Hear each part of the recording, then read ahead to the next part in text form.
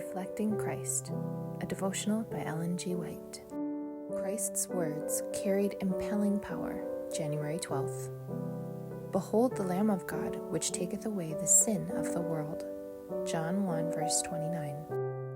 Jesus, walking by the Sea of Galilee, saw two brethren, Simon called Peter, and Andrew his brother. And he saith unto them, Follow me, and I will make you fishers of men. And they straightway left their nets and followed him.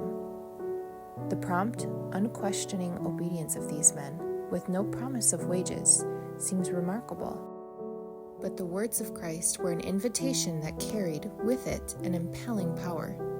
Christ would make these humble fishermen, in connection with himself, the means of taking men out of the service of Satan and placing them in the service of God.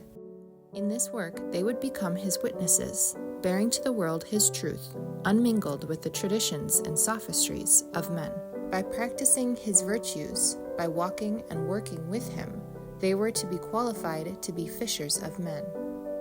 For 3 years they labored in connection with the Savior, and by his teaching, his works of healing, his example, they were prepared to carry on the work that he began. By the simplicity of faith, by pure, humble service, the disciples were taught to carry responsibilities in God's cause. There are lessons for us to learn from the experience of the apostles. These men were as true as steel to principle. They were men who would not fail nor be discouraged.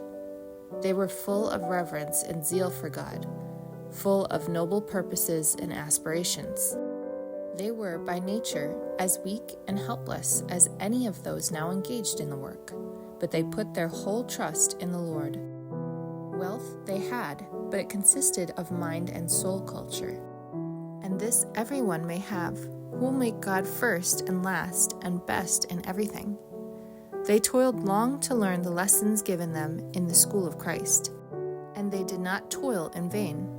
They bound themselves up with the mightiest of all powers, and were ever longing for a deeper, higher, broader comprehension of eternal realities, that they might successfully present the treasures of truth to a needy world. Everywhere, the light of truth is to shine forth, that hearts may be awakened and converted. In all countries, the gospel is to be proclaimed. God's servants are to labor in places nigh and afar off, enlarging the cultivated portions of the vineyard, and going to the regions beyond. They are to work while the day lasts, for the night cometh in which no man can work. Gospel Workers, page 24 through 26.